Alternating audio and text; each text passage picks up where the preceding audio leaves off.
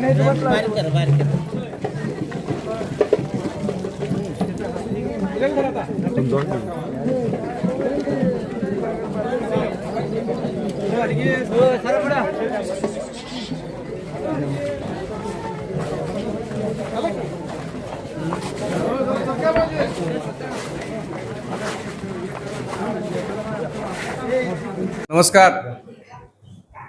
मी मोहन माने पाटील, यल्लमा प्रतिष्ठानचा एक सेवक. त्याचबरोबर आज या किचा दिवशी जी मानकरी आहेत त्या मानकरीपैकी एक त्यांचा एक लहान बंधू या नात्यानं आज वडील प्रथा परंपरेनुसार आज आमच्या घरी किचाच्या दिवशी, महत्त्वाच्या दिवशी आज घरी या ठिकाणी देवीचं जग आणि पालखीचं आगमन होतंय.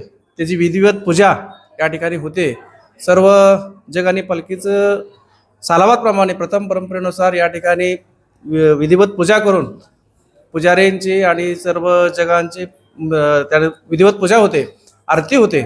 एक पाटील घराण्यातला हा जो मान आहे तो मान या घराण्याला मिळालेला आहे. तो परंपरा आज देखील आम्ही तिघं भाऊ, प्राध्यापक चंद्रसेन माने पाटील सर असतील, मदन माने पाटील पोलीस पाटील आणि मी स्वतः मोहन माने पाटील, हे आम्ही तिघं परिवार मोठ्या आणि आपला सर्व मित्र परिवार आहे. या सर्व मित्र परिवारांना घेऊन आम्ही हा सण उत्सव, आम्ही उत्सव असं म्हणतो की सण म्हणतो, याप्रमाणे प्रथा परंपरा पाळतो.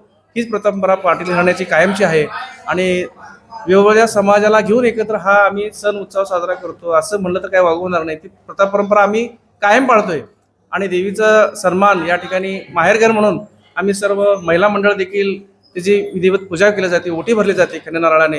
हीच प्रथा परंपरा कायम आई यल्लमा चरणी राहू दे, हीच त्यानिमित्त प्रार्थना. नमस्कार, मी प्राध्यापक चंद्रसेन माने पाटील. यल्लमा देवीची यात्रा दरवर्षीप्रमाणे मोठ्या प्रमाणात जतमध्ये भरली जाते. डफळे घराण्याचे हे देवस्थान आणि 300-400 वर्षा पाठीमागची ही एक परंपरा, रूढी परंपरा जत शहरामध्ये मोठ्या प्रमाणात होते. कर्नाटक, महाराष्ट्र, आंध्र, तामिळनाडू या केरळ या भागामधून मोठ्या संख्येनं भक्तगण या देवीला मोठ्या संख्येनं उपस्थित राहतात आणि या यात्रेचं वैशिष्ट्य कोट्यवधी रुपयाचा व्यवहार या यात्रेमध्ये होतो. विशेषतः जनावरांचा बाजार आणि अन्य काही मिठाईची दुकानं आणि खेळणी अशा प्रकारचं कोट्यवधीचा व्यवहार या जत यात्रेमध्ये होतो.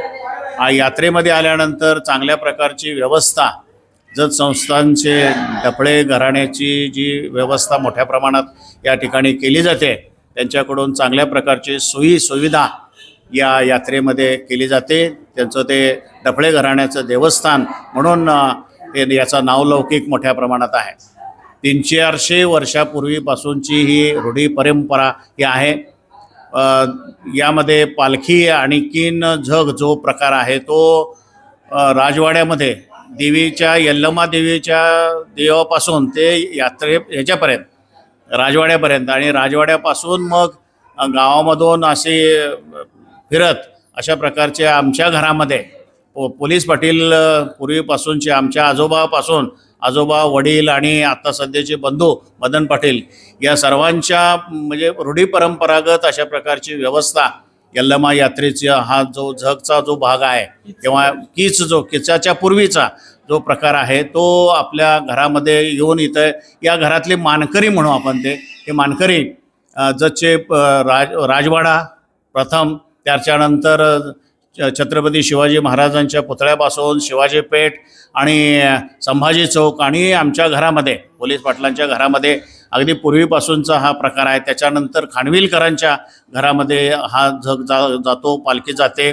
त्यानंतर सावंतांच्या घरामध्ये जाते आणि मग कुंभारांच्या घरामधून जाऊन मग ती किचामध्ये हा कीच मोठ्या प्रमाणात केला जातो. आणि हा कीच पाहण्याचा जो भाग आहे त्याच्याही मध्ये लाखो लोक भक्तगण या कीच पाहण्याचा भाग असतो. अशा प्रकारची एक मोठी एक उत्साहवर्धक वातावरण या यात्रेमध्ये असतं. मोठ्या संख्येनं यात्रेमध्ये भक्तगण येत असतात.